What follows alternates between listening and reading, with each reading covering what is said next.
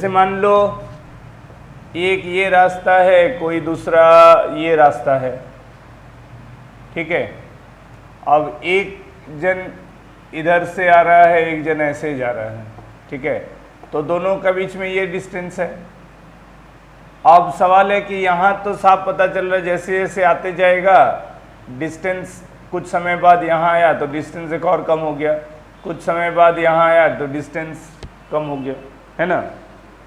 लेकिन कुछ केसेस में क्या होता है, पता नहीं चलता है कि ड्यूरिंग देयर मोशन वो वाकई क्लोज आ भी रहा है या नहीं। जैसे कि मान लो दो म्यूचुअली पाथ ऐसे है, दो पार्टिकल यहाँ ऐसे लोकेट हो रहा है, एक पार्टिकल ए v1 के स्पीड से इधर जा रहा है, एक पार्टिकल b v2 के स्पीड से इधर जा रहा है। अब कैसे पता चलेगा कि as a function of time वो नज़दीक आ भी रहा है या नहीं, ठीक है। तो कहने का मतलब है कि कुछ समय बाद, जैसे ड्रॉ करके कुछ समय बाद ये यहाँ है, ये यहाँ है, तो हो सकता है अपेरेंटली लग रहा है कि हाँ ये पहले से कम हुआ सेपरेशन। कुछ समय बाद जब दोनों यहाँ आए तब, अब ये कह पाना मुश्किल है कि ठीक है चलो शुरू में अगर कुछ d का डिस्टेंस ऑफ सेपरेशन था तो कुछ समय तक वो d का डिस्टेंस ऑफ सेपरेशन कम होने लगेगा, लेकिन कम होते होते मिनिमम कितना होगा, है ना, किस समय पे होगा, ये कहना मतलब नॉर्मल तरीके से बहुत टफ है कह देना कि हाँ इतना समय बाद या इतना उसका मिनिमम डिस्टेंस होगा। तो इसका दो तरीका होता है to calculate the instantaneous separation between two moving bodies और otherwise the situation relating to least distance of separation. Least distance of separation, least distance of separation between two moving bodies, between two moving bodies, ठीक है। दो moving bodies के बीच में least distance, minimum distance of separation क्या होगा, वो हम लोग ये जो 90 डिग्री वाला सिचुएशन लिया था ऐसे एक सिचुएशन से समझते हैं। मान लो मैं इस तरह का दो लाइन ले लिया, क्लियर है। अब एक मिनट,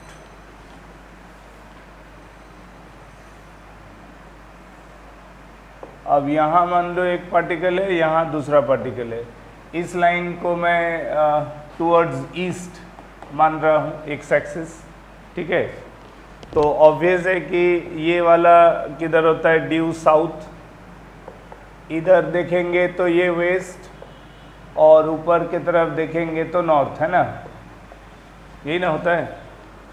हाँ, तो मान लो किसी एक समय पता चला कि ये पोजीशन ऑफ ए है, ये बी है, ए का मोशन मान लो v1 मीटर पर सेकेंड ड्यू ईस्ट है, बी का मोशन मान लो v2 मीटर पर सेकेंड ड्यू नॉर्थ है,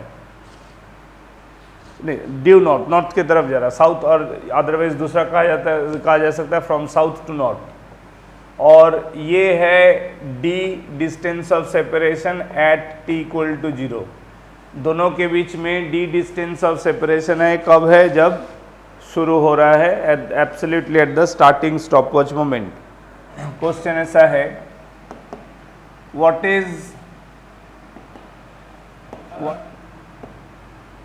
is the least distance of separation,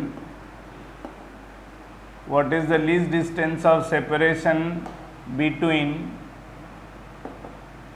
between A and B. ये जो ए और बी जो दो पार्टिकल है जो गिवन पोजीशन से स्टार्ट किया, जो कि initially D distance of separation है, और लोकेशन कैसा है, कहा जा सकता है इनिशियली ए बी के नॉर्थ के तरफ है या दूसरा बी ए का साउथ के तरफ है कि नहीं।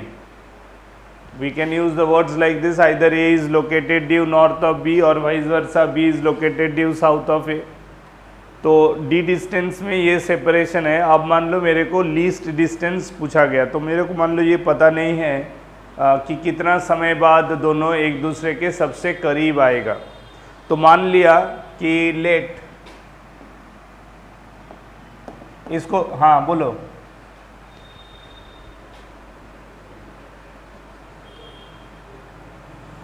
हाँ वही है कि लीस्ट डिस्टेंस ऑफ सेपरेशन मतलब डिस्टेंस ऑफ क्लोजेस्ट अप्रोच मतलब हाँ हाँ हाँ हाँ हाँ करीब। अप्रोच का भी है कि करीब आना। करीब आना के मतलब क्या है, सेपरेशन घटेगा तो क्लोजेस्ट अप्रोच सबसे नजदीक, यानी कि मिनिमम डिस्टेंस ऑफ सेपरेशन। हाँ तो इसलिए कहीं ये क्लोजेस्ट अप्रोच का लैंग्वेज हो सकता है, कभी लीस्ट डिस्टेंस ऑफ सेपरेशन पूछ सकता है, तो वही है। तो मान लिया कि late A and B appears closest to each other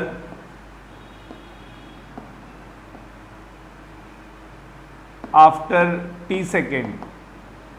ठीक है, मान लिया कि भाई t सेकेंड के बाद दोनों एक दूसरे से, t सेकेंड तक तो इसका मतलब दोनों का मोशन को डिस्कस करेंगे। तो t सेकेंड में a मान लो पहुंच गया यहाँ a1 में, a वाला पार्टिकल मान लो इसको p में पहुंच गया, और b वाला पार्टिकल मान लो q में पहुंच गया। ठीक है, तो instantaneous distance travelled by the particle a in t second will be ap and the distance traveled by the particle b in t second will be bq। हाँ या ना? सो हम लिख सकते हैं from geometry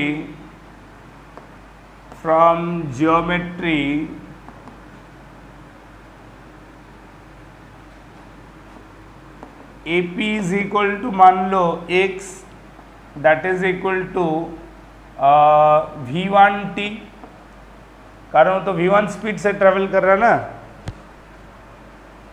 particle v1 speed से travel कर रहा है, t सेकेंड तक में वो कितना ट्रेवल कर जाएगा, something x, that is v1t, and bq let it be y as v2t। Second particle b से q गया ट्रेवलिंग समथिंग, इतना को मैंने y मान लिया, इतना को मैंने x मान लिया। ठीक है, तो respective value of x and y को हम लिख सकते हैं वेलोसिटी इनटू टाइम के, और दोनों ही कांस्टेंट वेलोसिटी से मूव कर रहा है। तो कहने का मतलब है कि देयरफॉर इंस्टेंटेनियस मतलब t सेकेंड के बाद इंस्टेंटेनियस सेपरेशन बिकम्स, दोनों के बीच में जो इंस्टेंटेनियस सेपरेशन है दैट बिकम्स PQ। दोनों के बीच में इंस्टेंटेनियस सेपरेशन ये होगा ना PQ, late it B S। ठीक है, तो ये PQ को क्या मैं लिख सकता हूँ, is it under root of AP square plus इस पॉइंट से AQ स्क्वायर। ज्योमेट्री में AP square plus AQ square will be PQ square, है कि नहीं? अच्छा, AP है, AP जो है वो x क्या है v1t, तो इसको मैं लिख सकता हूँ v1t whole square plus AQ को क्या मैं लिख सकता हूँ d माइनस v2t स्क्वायर।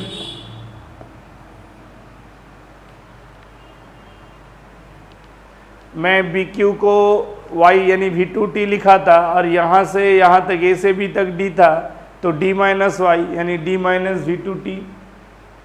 समझ में आया ना? तो जैसे जैसे टाइम चेंज होता रहेगा PQ का डिस्टेंस मेजर डिफरेंट होगा अकॉर्डिंग टू द फॉर्मूला। हर समय PQ किसी न किसी राइट एंगल ट्रायंगल का हाइपोटेन्यूज के रूप में दिखाई देगा। ये आगे बढ़ेगा, ये ऐसे जाएगा, ज़्यादा से ज़्यादा क्या होगा, ट्रायंगुलर ज्योमेट्री का शेप चेंज होगा, लेकिन वो हमेशा राइट एंगल्ड ही रहेगा। तो हमेशा इंस्टेंटेनियस सेपरेशन क्या रहेगा, एक hypotenuse of a right angled triangle. तो इसका मतलब है कि therefore is the instantaneous separation appear something like this, v1t² plus d minus v2t²। अब सवाल है कि ये मिनिमम, इस मिनिमम कब होगा, ठीक है, t का कितना वैल्यू बैठाएंगे एग्जैक्टली कि हमारा ये calculation for the instantaneous separation minimum होना चाहिए, वो तो हमको पता नहीं है।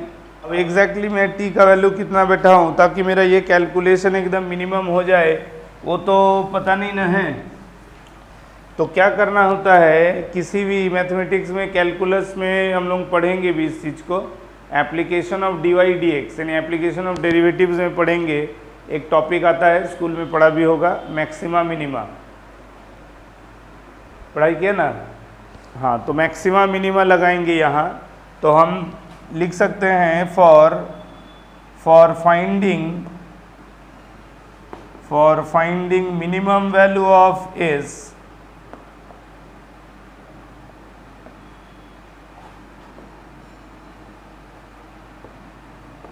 इसका मिनिमम वैल्यू अगर मेरे को निकालना है, देन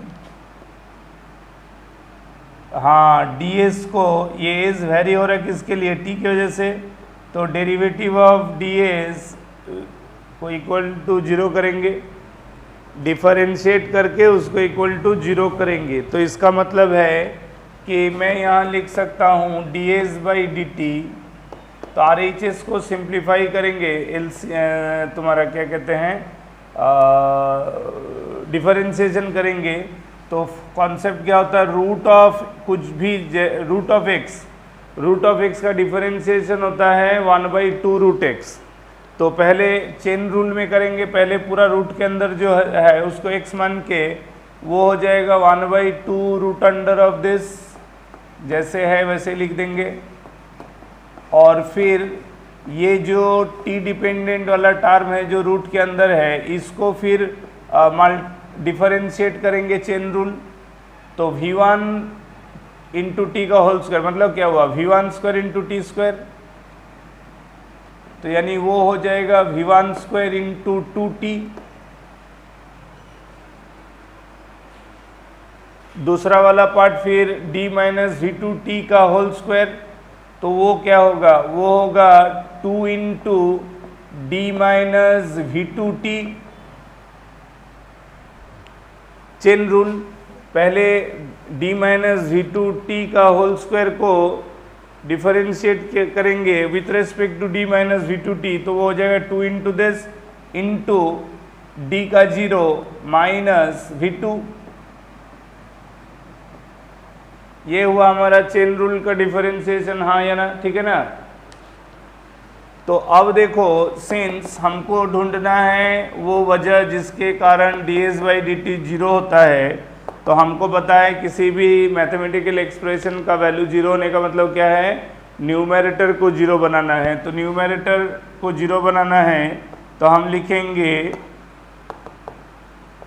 2v1² माइनस, ये माइनस इंटू प्लस माइनस हो जाएगा, minus 2v2 into d minus v2t that is equal to 0। Denominator तो 0 नहीं हो सकता है, ओनली न्यूमरेटर विल बिकम 0। अब इसको सिंप्लीफाई करो तो देखो आ जाएगा 2v1² plus this into this 2v2² that into t is equal to 2v2d। यानी कि थ्रू आउट 2 कैंसिल किया जा सकता है, तो हमको वो टाइम मिल गया जिस वैल्यू बैठाने पे फर्स्ट डेरिवेटिव क्या होगा, 0 होगा, यानी ds/dt 0 होगा जिस वैल्यू पे वो टाइम है t। यानी कि शुरू करने के बाद न्यूमेरिकली t का जो वैल्यू इस फॉर्मूला से आएगा वही वो पर्टिकुलर समय है जब दोनों एक दूसरे के करीब होगा। समझ में आया, किस समय दोनों सबसे नज़दीक होगा वो तय होगा जिस समय दोनों के बीच का जो इंस्टेंटेनियस टाइम डिपेंडेंट जो डिस्टेंस ऑफ सेपरेशन वाला फॉर्म है वो उसका फर्स्ट डेरिवेटिव जीरो कौन टाइम बैठाने से होगा, तो वो ये टाइम बैठाएंगे तो ds by D T zero होगा, यानी कि S minimum can be found putting this particular value. अब ये जो फॉर्मूला आया था इसमें तुम t की जगह ये बैठा के सिंप्लीफाई करोगे तो जो कैलकुलेशन आएगा वही होगा मिनिमम वैल्यू ऑफ s यानी मिनिमम सेपरेशन।